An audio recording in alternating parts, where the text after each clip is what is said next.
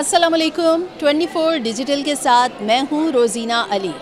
जी हाँ, बिल्कुल हर रोज़ हम ख़बरें सुनते हैं कि बैरून ममालिक जो पाकिस्तानी गए वो नशे की हालत में पकड़े गए या नशा बेचते हुए पकड़े गए, किसी को नशा थमा रहे थे, नशावर गोलियां होती हैं या बहुत सारी इकसाम है नशे की, वो पकड़े गए। लेकिन वज़ीर आज़म यूथ प्रोग्राम में जहाँ पर नौजवानों की स्किल्स पे काम किया जा रहा है तो उन्हें ये भी शऊर और आगाही फ़राहम की जा रही है कि आपने नशे से किस तरह दूर रहना है और आपको पहचान कैसे होनी चाहिए।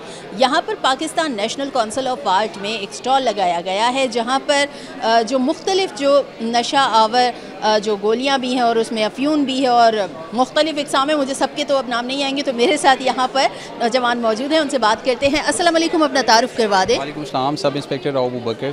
ठीक है, मुझे ये बताइए कि यहाँ पर कौन कौन सी ये आपने नशे की जो इक़साम है यहाँ पर इनको डिस्प्ले किया हुआ है, इसका मकसद क्या है? अच्छा, बेसिकली हमारे पास जो 3 टाइप्स की ड्रग्स हैं जो कि नारकोटिक्स के अंदर आती हैं, उनमें सबसे पहले तो एक है नेचुरल ड्रग्स, फिर सिंथेटिक ड्रग्स, और उसके बाद एक नई ड्रग्स जो चल रही हैं वो NPS है, न्यू साइकोएक्टिव सब्सटेंस। तो जो नेचुरल ड्रग्स है उससे तो आप लोग फेमिलियर ही होंगे, जिसमें चर्च है और ओपीएम है जिसको हैश मतलब चीज़ें इस तरह की। तो ये नेचुरल ड्रग्स हैं। Basically these are conduct by from natural plants. ठीक है, अब ये हमारी आप नेचुरल ड्रग्स को देख रहे हैं कि ये these types of natural drugs. उसके बाद जो हमारी आ जाती हैं बेसिकली सिंथेटिक, केमिकल बेस। इनको हम केमिकल फार्मूलेशन के साथ जो है ना वो मैन्युफैक्चरिंग इसकी करते हैं, जिसमें हीरोइन है, आपकी जो डिफरेंट आ जाती हैं, आइस आ जाती है।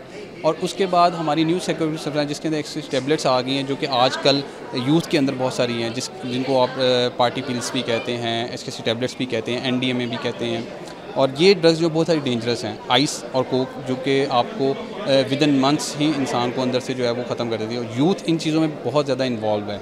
यूथ इन चीज़ों में बहुत इन्वॉल्व है। आपने क्या बताया? एक आई थिंक आपने बताया एक आइस है और कोक, कोकेन। ये नौजवानों को सबसे ज़्यादा मुतासिर कर रहे हैं और इसके केसेस भी हम सुन रहे हैं। यूनिवर्सिटीज़ में बहुत ज़्यादा केसेस पाए जा रहे हैं, कॉलेजेस में पाए जा रहे हैं और अब छोटे छोटे स्कूल के बच्चे भी। तो ये किस तरह मुतासिर होते हैं, उन तक पहुँच कैसे जाता है ये? अच्छा, इसके लिए बहुत सी जो है लोग इसकी एक तो आपके लिए इसकी मैन्युफैक्चरिंग के लिए कोई बहुत बड़े प्लांट की ज़रूरत नहीं है। ये बेस ड्रग्स एक रूम के अंदर भी जो है इसकी फॉर्मेशन हो सकती है। आपके लिए जस्ट कुछ केमिकल्स का कम्बिनेशन चाहिए होता है, उनको आपस में जो हीट करके और उसको जो है वो एक रूम टेम्परेचर के अंदर आप उस चीज़ को, ड्रग्स को आप रॉ फॉर्म में बना सकते हैं। अब स्टूडेंट्स तक कैसे जा रही हैं, इसके लिए बहुत से ज़राए हैं। कुछ स्टूडेंट्स इसकी मार्केटिंग करते हैं और ये नहीं है कि ये वो कोई पब्लिकली इसको बेच रहे हैं। यूनिवर्सिटीज़ के अंदर स्टूडेंट्स जो हैं खुद से दूसरों स्टूडेंट्स को जो है वो इसकी सेल करते हैं, सोशल मीडिया के थ्रू वो इसकी मार्केटिंग करते हैं।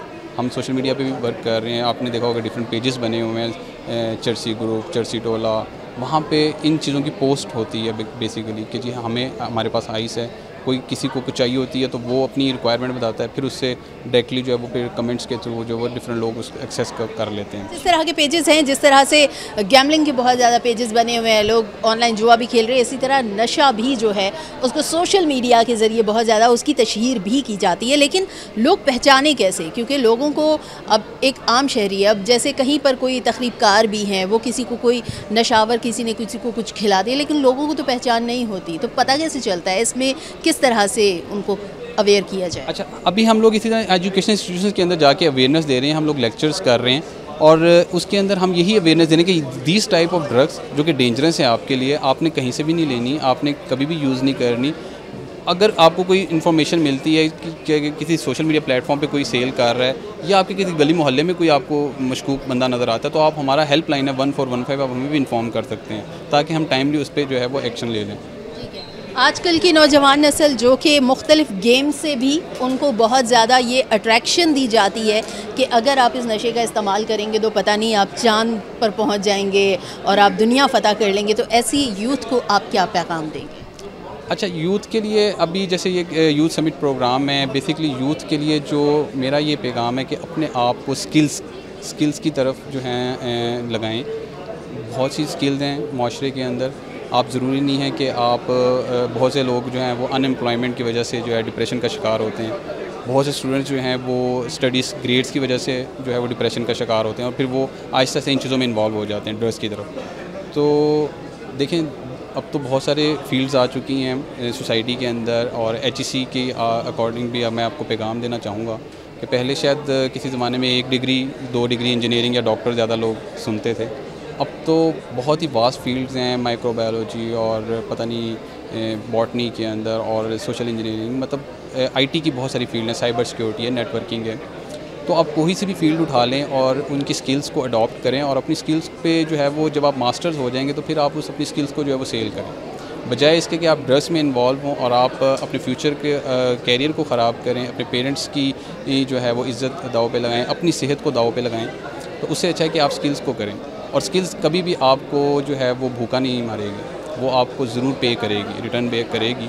तो मेरी स्टूडेंट से, यूथ से गुजारिश है कि आप कोई भी स्किल उठा लें, और ज़रूरी नहीं कि उसके लिए आपको कोई बाहर जाना पड़े। आप पाकिस्तान के अंदर भी बैठ के फ्रीलांसिंग कर सकते हैं, ऑनलाइन वर्किंग कर सकते हैं। आपको ज़रूरत नहीं है कि आपको कोई जॉब, मतलब किसी इंडस्ट्री में भी जाना पड़े। बिल्कुल आप स्किल सीख सकते हैं। मुझे बताइए कि नशे से इनकार अगर करना है तो वो नौजवान जो रिपोर्ट करना चाहेंगे तो वो कहाँ पर रिपोर्ट कर सकते हैं, या आप लोगों से अगर वो हेल्प लेना चाहें कि जी इस तरह से कोई ग्रुप है और वो इस तरह स्कूलों में या यूनिवर्सिटीज़ के बाहर, कॉलेजेस के बाहर नशे को फ़रोग दे रहे हैं, तो वो आप लोगों तक किस तरह पहुँच सकते हैं? हमारा हेल्पलाइन नंबर है 1415। वो हमें किसी भी वक्त 24/7 कॉल करके हमें बता सकते हैं। उनका नाम भी सीगा राज में रखा जाएगा, किसी की कोई इन्फॉर्मेशन जो है वो लीक नहीं होती, कॉन्फिडेंशियल रहती है।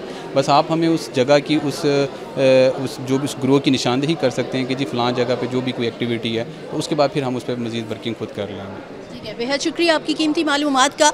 नशा मौत है, नशा ज़िंदगी नहीं है।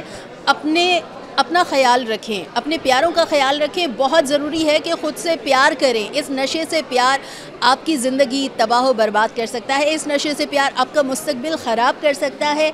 और यहाँ पर जो है ये इन्होंने पम्फलेट्स भी बनाए हुए हैं जिसमें लिखा हुआ है कि नशा जो है उसको हर सूरत ना करें। सोशल मीडिया पर ऐसे बहुत से पेजेस बने हुए हैं, यूट्यूब पर लोगों को इस तरह के बहुत सारे प्लेटफॉर्म्स बताए जाते हैं। तो अगर आप इस तरह की कोई चीज़ देख रहे हैं, जिस तरह से आप फेक कॉल से परेशान होकर PTA से रब्ता करते हैं कि हमें ये स्कैम कॉल्स आ रही हैं और हमसे कोई पैसों का तकाजा किया जा रहा है, इसी तरह अगर आप देखते हैं कि कहीं पर नशा बेचा जा रहा है या ऐसा कोई ग्रुप आप लोगों की नज़र में आता है, तो उसकी रिपोर्ट ज़रूर करें। अपने गली मोहल्लों में इस चीज़ पर ज़रूर ध्यान रखें कि आपके गली या मोहल्ले में कहीं कोई ऐसा ग्रुप तो नहीं है जो आपके बच्चों को नशे की तरफ ले जाना चाहता है।